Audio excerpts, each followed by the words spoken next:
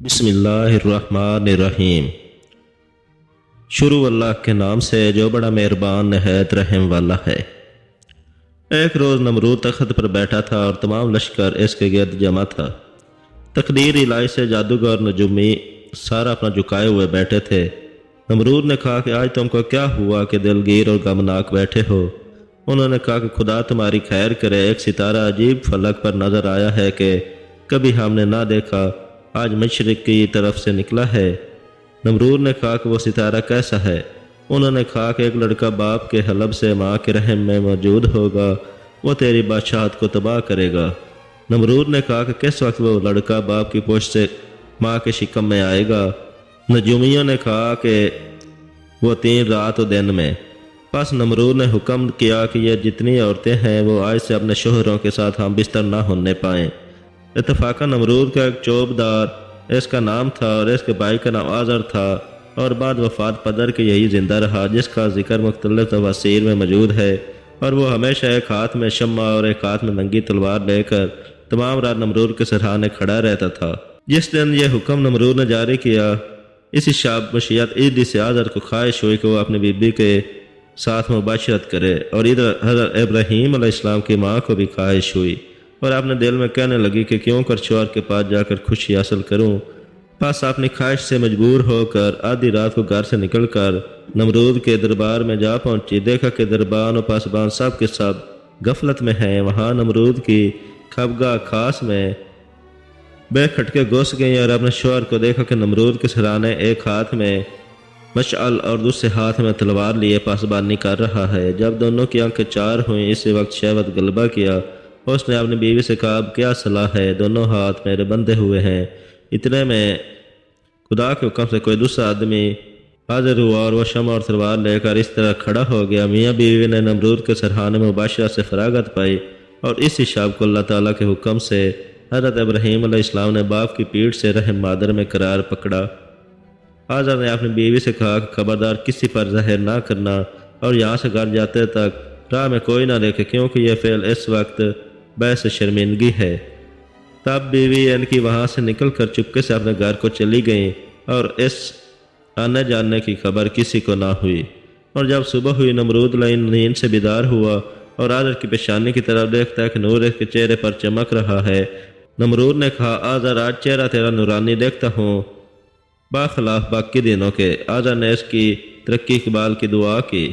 اس کے بعد نمرود وہاں سے اٹھ کر تخت پر جا بیٹھا، رہبوں اور نجومیوں کو بلوا کر کہا کہ اپنے علم سے دریافت کر کے کہو کہ وہ لڑکا پیدا ہوا یا نہیں۔ سبوں نے دریافت کر کے عرض کی کہ جہاں پناہ سلامت گزشتہ رات کو وہ لڑکا بحکم خدا باپ کے سلب سے ماں کے شکم میں آ چکا ہے۔ تب نمرود نے حکم دیا کہ جتنی عورتیں حاملہ ہیں اس وقت ولادت کے اپنے لڑکوں کو مار ڈالیں۔ اس سبب سے جتنی عورتیں حاملہ تھیں انہوں نے اپنے بچے مار ڈالے۔ جب ابراہیم کو اپنی ماں کے پیٹ میں 9 مہینے گزرے، تب ان کی ماں نمرود کے خوف سے اور بچے کی محبت سے گھر سے خاموشی سے باہر جا کر میدان میں ایک غار کے اندر جا رکی، اور وہاں حضرت ابراہیم علیہ السلام پیدا ہوئے۔ ان کے نور سے غار روشن ہو گیا، اور ان کی ماں اس خوف سے کہ مبادا یہاں کوئی آ کر لڑکے کو مار نہ ڈالے، لڑکے کو کپڑے میں لپیٹ کر چھوڑ کر گھر کی طرف روتی ہوئی چلی گئیں۔ اسی وقت جبرائیل علیہ السلام نازل ہوئے اور دونوں ہاتھ کے دونوں انگوٹھے بچے کے منہ میں رکھ دیے۔ خدا کے فضل و کرم سے ایک انگوٹھے سے دودھ اور دوسرے انگوٹھے سے شہد جاری ہوا، اور حضرت ابراہیم علیہ السلام اس کو پیتے رہے اور کسی چیز کے محتاج نہ ہوئے۔ اور ہر وقت ان کی ماں ان کے پاس جاتی اور ان کی زندگی اور پرورش سے متعجب ہوتی، اور جب وہاں سے یعنی غار سے باہر نکل آتی تو اسی وقت غیب سے ایک پتھر آ کر غار کے منہ کو بند کر لیتا، اور جب ان کی ماں ان کے قریب آتی تو اس پتھر کو الگ کر کے انہیں دیکھ بھال کر کے چلی جاتی۔ اسی طرح سے 7 برس گزر گئے۔ ایک دن حضرت ابراہیم علیہ السلام نے اپنی ماں سے پوچھا اے میری ماں تمہارا خدا کون ہے؟ وہ بولی تمہارا باپ ہے جو مجھے کھانے کو دیتا ہے۔ پھر بولے کہ میرے باپ کا خدا کون ہے؟ وہ بولنے کہ ستارے۔ پھر پوچھا کہ کواکب کا خدا کون ہے؟ اس بات کو سن کر ان کی ماں لاجواب ہوئی اور شرمندہ ہو کر چلی گئیں۔ اور یہ حقیقتیں اپنے شوہر کو سنائیں۔ اس نے یہ باتیں سن کر کہا کہ یہ لڑکا بادشاہ نمرود کا دشمن ہے، اس میں کوئی شک نہیں۔ اسی فکر میں تھا کہ اسے کیا کرنا چاہیے۔ رات ابراہیم علیہ السلام نے غار سے باہر نکل کر آسمان کی طرف نظر کی، ستاروں کو دیکھ کر کہا کہ میری ماں ان کو خدا کہتے ہیں۔ پھر جب اندھیری آئی اس پر رات کو دیکھا کہ ایک ستارہ بولے میرا رب، پھر جب وہ غائب ہوا بولے مجھ کو تمہاری خواہش نہیں۔ چھپ جانے کے بعد پھر چاند کو دیکھا تو بولے کہ یہ ان سے زیادہ روشن ہے، بولے یہ میرا خدا ہے۔ جب سورج کو دیکھا تو بولے کہ یہ میرا رب ہے، یہ سب سے بڑا ہے۔ پھر جب وہ بھی غروب ہو گیا تو بولے اے قوم، میں ان چیزوں سے بالکل بیزار ہوں جن کو تم نے اللہ تعالیٰ کے شریک بنایا ہوا ہے، اور میں اپنے منہ کو ان معبود برحق کی طرف کرتا ہوں، کیونکہ اسی نے آسمان و زمین کو یک طرفہ ہو کر یعنی صرف تنہا ہو کر، اور میں اللہ تعالیٰ کے ساتھ کسی کو شریک کرنے والا نہیں۔ حضرت ابراہیم علیہ السلام جب لڑکے تھے تو قوم کو دیکھا کہ وہ زمین و آسمان کے خالق کو نہیں بلکہ اپنی تمام حاجتوں اور مرادوں کو اپنی بنائی ہوئی مورتوں کے سامنے پیش کرتے ہیں، اور بعض لوگ ان میں ایسے بھی ہیں کہ کوئی ستاروں کو اور کوئی چاند کو پوجتا ہے۔ حضرت ابراہیم علیہ السلام کے والد نے کہا کہ اے میرے فرزند، میرا خدا تو سوائے نمرود کے اور کوئی نہیں، لعنت اللہ علیہ۔ حضرت ابراہیم نے کہا کہ اے میرے ابا جان، نمرود تمہارا خدا کیسے ہو سکتا ہے؟ اور خدا تو وہی ہو سکتا ہے جو زمین و آسمان اور جملہ مخلوقات کو پیدا کرنے والا ہے، اور وہ ہستی بلا شریک ہے۔ جب حضرت ابراہیم علیہ السلام نے اپنے باپ کو گمراہ دیکھا تو افسوس کرنے لگے۔ حضرت ابراہیم علیہ السلام کے باوجود سمجھانے اور بتانے کے آزر نے کسی طرح بھی نہیں مانا اور اپنی گمراہی کی ضد پر اصرار کرتا رہا۔ آخر مجبوراً حضرت ابراہیم نے قسم کھا کر کہا اے میرے ابا جان، میں تمہارے بتوں کا کچھ علاج کروں گا، مصداق اس آیت کے قسم ہے اللہ تعالیٰ کی کہ میں فکر کروں گا تمہارے بتوں کی جب تم لوگ کہیں چلے جاؤ گے۔ یہ بات انہوں نے چپکے سے کہی۔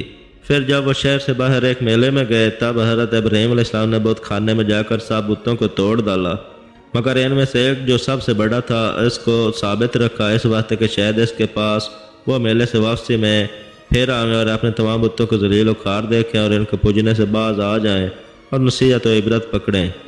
حضرت ابراہیم علیہ السلام جس قوم کی طرف پیغمبر بنا کر بھیجا گیا تھا، ان میں ہر سال 2 مرتبہ عید کا جشن منایا جاتا تھا، یعنی ایک روز عرفے کے دن اور دوسرے روز عید کے دن۔ ایک دن حضرت ابراہیم علیہ السلام کے باپ نے کہا کہ بیٹے ابراہیم، تم میرے ساتھ میلے میں چلو، اور وہ عظیم الشان میلہ ایک بہت بڑے میدان میں لگتا ہے اور ہزاروں آدمی وہاں جشن میں شریک ہوتے ہیں، اور بہت اچھی طرح تفریح بھی ہو جائے گی اور اس میلے کے جشن سے بھی واقفیت ہو جائے گی۔ حضرت ابراہیم نے اپنے باپ کی فرمائش پر میلے میں جانے سے عذر کیا، اور ان کا سمجھانا ان کی سمجھ میں نہیں آیا، اور آدھا رات میں تمام ساتھیوں کو لے کر بڑے میدان کی طرف نکل گئے۔ چونکہ وہ لوگ روز عید شہر کے باہر جاتے اور ایک بہت بڑے میدان میں بتوں کی پوجا کرتے تھے، یہ ان کا آبائی دستور تھا جس کو کرنا وہ نہایت ضروری سمجھتے تھے، اور اپنے بت خانوں کے معبود ان باطل کو چھوڑ جاتے تھے۔ بعد حضرت ابراہیم علیہ السلام ان لوگوں کے چلے جانے کے بعد ایک تیر لے کر بت خانے میں جا کر سب بتوں کے پاس پاؤں کو توڑ تاڑ کر ٹکڑے ٹکڑے کر کے ایک سب سے بڑے بت کی گردن پر اس تبر کو رکھ کر بت خانے سے نکل آئے۔ شیطان ملعون یہ حال دے کر اس بڑے میدان میں گیا جہاں وہ کافر لوگ اپنا جشن منا رہے تھے۔ شیطان ملعون نے ان کافروں کے پاس جا کر رونے لگا، روتے ہوئے کہا کہ تمہارے معبودوں کے ہاتھ توڑ تاڑ کر زیر و زبر کر دیا گیا ہے۔ یہ سنتے ہی وہ کافر مردود سب مغموم و متحیر ہو کر اپنی سواریوں کی طرف دوڑے، اور انہوں نے چاہا کہ وہ جلد سوار ہو جائیں، لیکن ان کی سواریوں کے جانور بھاگ گئے اور وہ ہاتھ نہ آئے۔ تب پریشان ہو کر پیادہ شہر میں اور سیدھے اپنے بت خانے کی طرف پہنچے، اور وہاں جا کر جب انہوں نے اپنے بتوں کو یہ حال دیکھا تو بہت زیادہ افسوس اور فکر میں مبتلا ہو گئے۔ وہ سب آپس میں کہنے لگے کہ ہم نے سنا ہے کہ ایک نوجوان جس کا ذکر کیا جاتا ہے اس کا نام ابراہیم ہے، ہو سکتا ہے شاید وہی ہو، کیونکہ وہ نوجوان ہمارے پتھروں کے جو معبود ہیں ان کا سخت دشمن ہے، اس لیے زیادہ گمان اسی نوجوان پر ہے، ممکن ہے یہ گمان ہمارا صحیح ہو۔ اس طویل گفتگو کے بعد حضرت ابراہیم علیہ السلام کو بلایا اور سب ان کی طرف متوجہ ہوئے اور ان سے کہا اس نوجوان کو ہمارے سامنے لاؤ تاکہ ہم سب لوگ اس نوجوان کو دیکھیں۔ اس نے یہ جرأت کیسے کی کہ اگر یہ کام اس نوجوان نے کیا ہے تو وہ سخت ظالم ہے، اور ہم سب اس کے اس ظلم پر گواہی دیں گے تاکہ اس کو اس کی جرم کی پاداش میں سخت سزا دی جا سکے۔ یہ خبر نمرود تک بھی پہنچ گئی اور وہ بھی یہ کیفیات سن کر نہایت حیران و پریشان ہوا۔ اس نے اپنی رعایا میں جو سنجیدہ لوگ تھے ان سب کو طلب کیا تاکہ کوئی مشورہ کیا جائے اور اس مجرم کو جس نے ہمارے معبودوں کے ساتھ یہ نازیبہ حرکت کی ہے سزا دی جائے۔ چنانچہ بادشاہ نمرود نے بڑے بڑے اپنے قوم کے سرداروں اور چودھریوں کو بلایا اور خوب مشورے کیے۔ بالآخر یہ طے پایا کہ ایک عام دربار منعقد کیا جائے اور جب تمام لوگ اس دربار میں حاضر ہو جائیں پھر اس نوجوان کو بھی طلب کیا جائے اور اس سے باقاعدہ مکالمہ کیا جائے تاکہ وہ لاجواب ہو کر ہمارے معبودوں کے ساتھ اچھا سلوک کرے۔